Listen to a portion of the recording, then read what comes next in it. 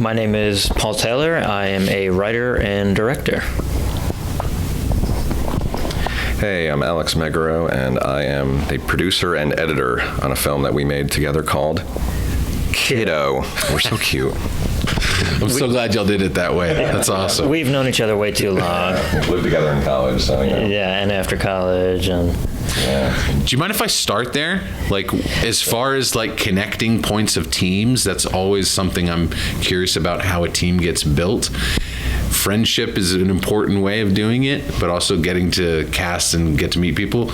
Can you tell me about your team and this group of funky people you've known for the past decade plus? they are definitely funky. That's a very accurate way of describing them. Alex and I, so we met in college, and we sort of just hit it off. We vibed really well. We had very similar interests. And over time, we just kept working together. He produced and edited my first feature, Driftwood.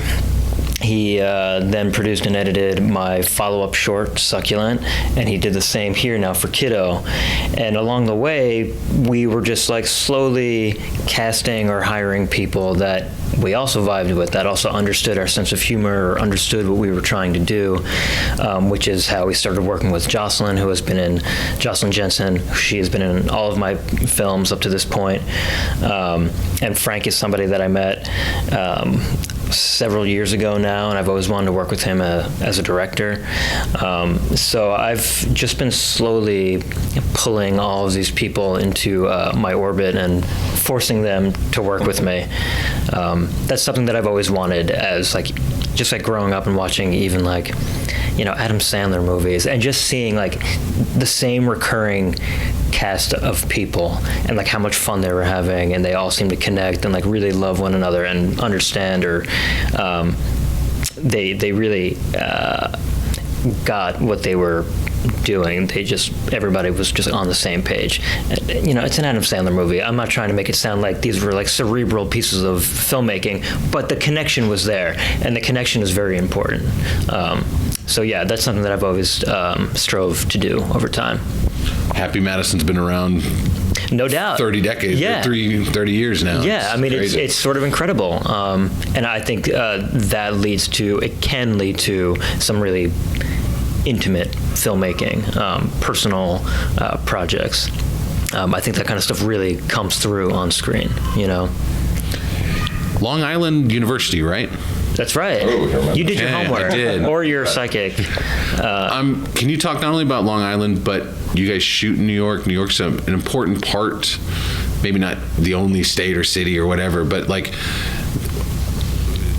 you showcase that area you come from quite well. I'm curious, how important is Long Island, New York to you personally? Not important at all. In fact, I don't think I've ever shot anything on Long Island. So Driftwood was shot upstate New York. Part of it was on Long Island, just shooting at the beach. Succulent we shot out in Los Angeles, and Kiddo was shot in Queens. Yeah, I've had a very contentious relationship with Long Island. That's where I was born I was born in Queens, but I was raised on Long Island, moved to Manhattan, and lived there for a bit. Strangely enough, I'm back on Long Island now because I had a kid. I needed more space. Family's nearby to help. It's odd because Long Island has never been a place where I felt like I needed or I wanted to shoot, and yet at the same time, because of my contentious relationship with it, it has forced me to shoot in other places. So in some capacity, it did have an influence on me or where I chose to shoot, if that makes sense. I love it. It correctly addressed my inaccuracies about your love of Long Island. It's better to know this now. Definitely not a love. I'd say it's, I don't know, a very... I wouldn't know how to describe it. It's a fine relationship. It's helped form you. Yes, no, that's what I mean. It's helped form me and my work. But it's I'm rebellious against it. Yeah. Totally. Oh, you should actually hold this mic. Oh, should I? You're speaking. Yeah. I was just trying to project over to you. I think wherever we're raised obviously forms us. Whether it's in Paul's case, having spent time on Long Island at school, meeting Paul there, I mean, you see the Long Island attributes. I don't mean that in a derogatory way. Just like there's a persona, just like I'm from Jersey. People will say, oh, you got the Jersey accent, which I'm like, really? But then you're in Jersey and you just sound like you're a nutcase from Belleville. But I think if you're raised in a place that shapes you the way it did for Paul, even that rebellious streak of like just wanting to escape or explore new areas, even if they're in the surrounding your hometown, like that's, I think, a huge plus because it pushes you outward and makes you more curious. And as a filmmaker, you need to be more curious. Making a film in a new location is, you're exploring with your cast and crew, but you're also just learning about the place. And, place is very central in these films. Speaking of place, how important is Wichita, Kansas to your work, and how has Tallgrass been an important fixture in that? Okay, well, I'll start because my answer is going to be very short compared to Alex's, I think. So my feature, Driftwood, screened here back in 2016. I was unable to attend, but it was awarded, the Excellence in Filmmaking Award, perhaps? I forget what it was. Excellence in the Art of Filmmaking. Yeah, right. Artistic award. So that was really my first experience with Wichita, if you could even call it an experience, because I wasn't here for it, but I lived vicariously through Alex, who attended and represented the film, and Alex has been a fixture of Tallgrass ever since, it seems, and they can't really get rid of him. But I'll let him speak. Yeah, I've become the parasite of Tallgrass. I was here 2016 originally, representing Driftwood and Paul, and I remember they printed up, we were in the Stubbornly Independent competition, and they printed up like baseball cards of the directors.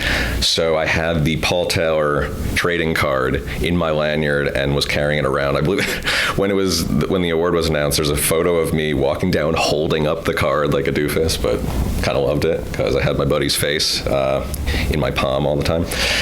And then, and then I guess by accident I became a fixture here because I was fortunately, they invited me back to be on a panel the next year and talk about low budget filmmaking, which Driftwood was a low budget indie. And then I made a documentary with a friend of mine called 808 How We Respond. It was a fully archival documentary short that played in 2019. So I got to come back for that, and we're here again. So for the festival circuit, Wichita has had an effect, and I do believe is important insofar as it's probably my favorite festival of the regional fest that I've ever been to, because the community is so inviting. The festival engenders a community of the filmmakers, and their parties they're wild, they're fun, but they're not like fratty, like let's get like wasted and screaming from the rafters style. It's a very communal, fun atmosphere with a mix of the filmmakers and a lot of the locals who return every single year. And coming back here is like hanging out with my friends, getting to see some of the people I've met over the years. And filmmakers have discussed it and called it Filmmaker Summer Camp. And we do mean it when we say that, because it's the most fun you can have at a festival. So cool. So let's talk about Kiddo. Where did this idea come from? And obviously Jocelyn's been in your films, but why Frank for this role? Like I said, I've wanted to work with Frank for a very long time. Frank is tremendously talented. He just also understands. He gets me. He enjoys the films that I've made previously. So I thought he'd be a perfect fit for this. Plus, he's known Jocelyn for a very long time. They have sort of chemistry. And so I thought they would be perfect on screen with one another. And I think they are. And, obviously I'm biased to some extent, but I think they did an excellent job together. So yeah, I mean, it's also like Frank works with everybody else. I want to work with him too, So he gives us some. Yeah, it's just totally unfair. So I was feeling quite indignant. I said, I'm just gonna cast Frank, But him and Jocelyn and Kiddo really are tremendous. we had a script, and we mostly went by the script, but there were a few scenes, these really large, like, argument scenes that were mostly improvised. They'd have to hit like certain beats, but for the most part they were improvised. Each take was different, which made editing sort of a nightmare. But that also lent itself to the film quite well, and actually achieved the kind of style I was going for. But yes, the long and short of it is I just always want to work with Frank. He's really great. I was told to ask that question. No. Frank's feeding you all the questions. Yeah. I'm curious, as far as the title, was that always the title of the film? So another reason I cast Frank is that he gave me the title too. Was it suggested? Yeah. Okay. So the titles for me, titles are really fun to come up with, but I think they're also very difficult because they can sort of mischaracterize a film if you don't choose them carefully. So after we had done the film, we had finished the edit, all of us as a team were sort of going back and forth. A text thread. Yeah. I mean, we just had like dozens and dozens of titles. Most of them were, terrible. But then Frank's suggestion was Kiddo, because the film is sort of about, it's not sort of about, it is about parenthood. More specifically, my impending parenthood at the time and my fears and anxieties that were sort of rolled up into it. And so, Kiddo is, I think, just very appropriate, very simple. It doesn't say too much, while it also doesn't say too little or too much. So I think it's just like a perfect balance. You mentioned the edit was difficult. What was the edit like for you, Mr. Editor?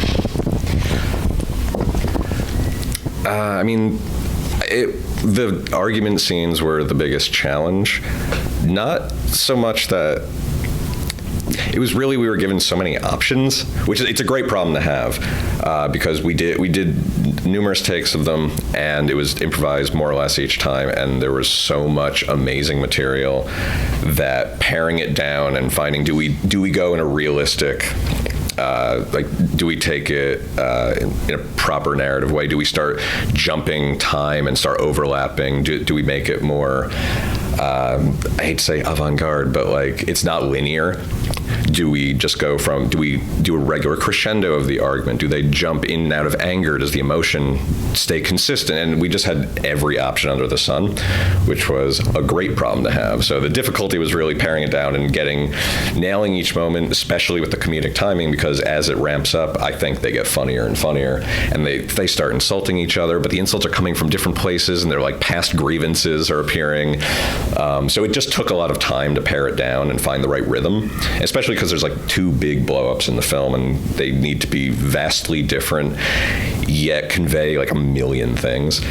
So I think it was pleasurable because it was a fun collaboration for us to go back and forth on it, but also finally working with Jocelyn and Frank together, getting Frank being that key ingredient we've been just striving for so long, finally convinced him in. It was just really fun to watch our friends go nuts and then be able to mold that performance, and they gave us so much to work with that I found it challenging for sure, but it was a ton of fun, and I don't know, very rewarding in the end once we, I think, nailed that rhythm.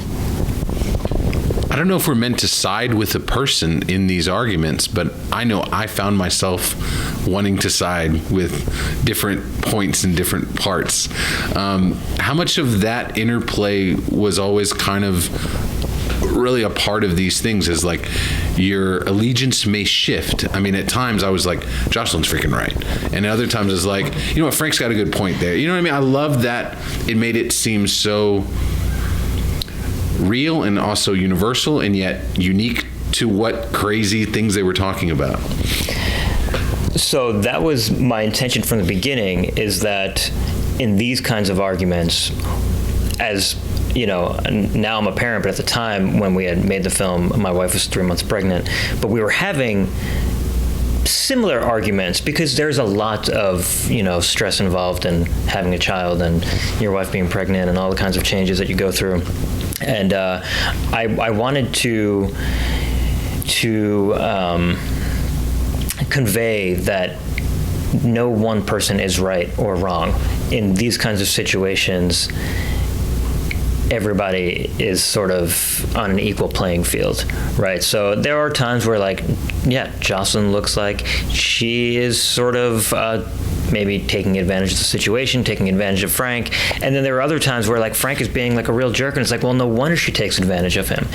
And I just wanted to keep it sort of even, just like an even playing field, because I think in most relationships, I don't want to generalize, but I think a lot of the times in relationships, these arguments or differences, they tend to manifest, or they tend to, how do I say this?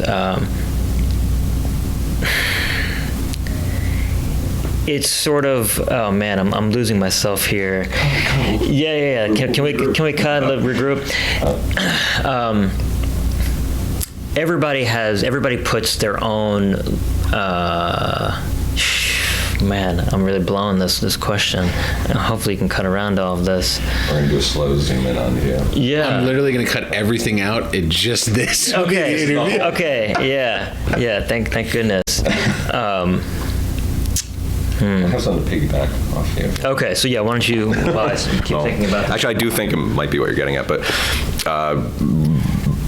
you can take a side of who's right, who's wrong in some of these arguments, but what I find fascinating and really well done about Paul's writing, and then how Frank and Jocelyn heightened it, is that all of it is them putting their own anxieties, not even necessarily about each other. It's just like, at one point, Frank is just very cruel and says something about Jocelyn being an opportunist in regard to the way they got their apartment, which is a ridiculous claim, but you can totally understand, okay, they're having some kind of economic anxiety, so that's playing into this, and they're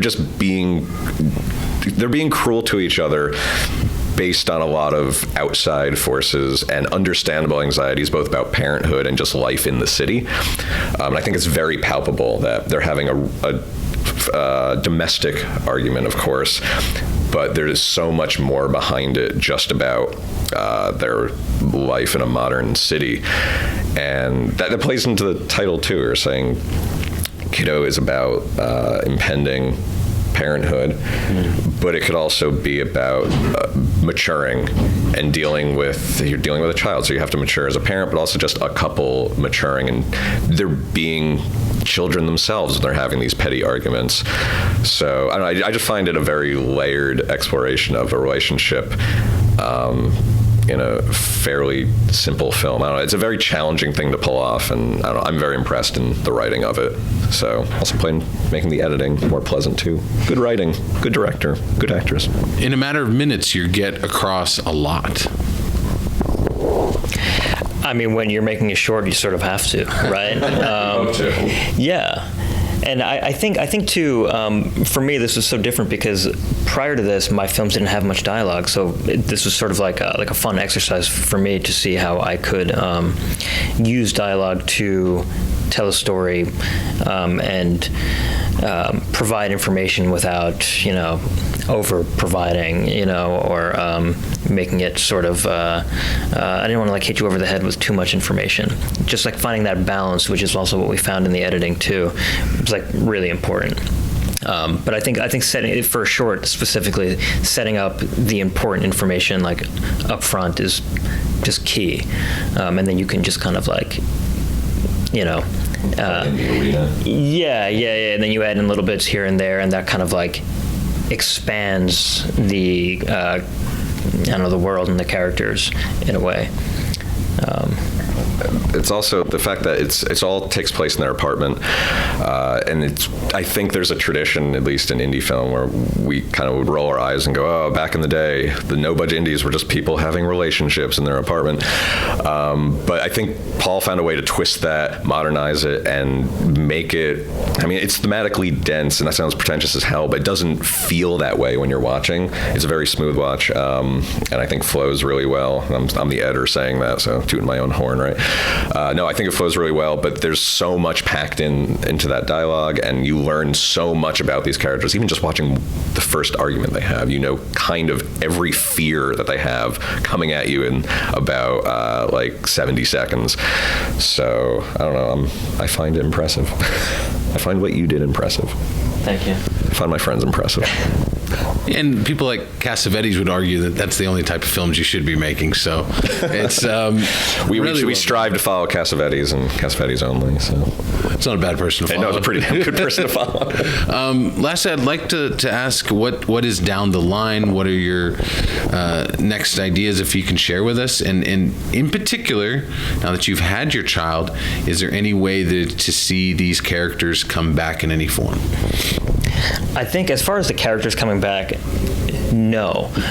I think like Kiddo is like, it's just done. Like that's all I have to say about Parenthood right now. Playing the Kiddo universe. Yeah. Well, universe. so the thing is, I have been writing and developing some other ideas that are tonally similar, but not necessarily extensions of those characters. You know, maybe extensions of those worlds, perhaps, or that world. So, yeah, I have a few ideas I've been working on. They're, again, in development. I don't know if it's a good idea to share an idea that I'm still working on because it's not there yet. But Alex and I are working on a script together that we're going to co-write, co-direct, and that sort of explores corporate culture. Just something that we love to talk about. Yeah, we love corporate culture. Look at us, obviously. Yeah. More specifically, corporate culture in today's standards of corporate culture. And yeah, just writing, just doing a lot of writing. Alex? Yeah, I mean, any chance we get to make any project, especially if we can work with Joss and Frank, our friends. Filmmaking is so hard that why would you not want to just have your friends there? The work's so goddamn difficult that when you can rely on Paul, my best friend, to handle certain things behind the scenes, and then to have Jocelyn and Frank or actors akin to them, just something about being able to mold a world with people you love is really, really special. So I think our goal is always to just find ways to work with actors and crew who we love and want to be around, because then the difficulty, it's always going to be difficult, but it's stressful in a different way, because that you cannot buy that camaraderie. That's a thing that you formed over years of bonding, and especially myself, Paul, and Joss, and all met in college, and we're still going. So we call ourselves the siblings for a reason, and hopefully we can just keep working together on as many projects as possible. Yeah, if we're going to suffer making a film, it's fun. It's fun to suffer with people you love, to suffer together and commiserate. And if you're going to debase yourself to that level of being a filmmaker, debase your friends as well. Suffering's important. I love it. Guys, thanks for the chat. Thanks for bringing the film back to Tallgrass. Tallgrass really likes your work. Hopefully now you'll continue to come. And Alex, you're always welcome. So thank you, guys. It's been a pleasure.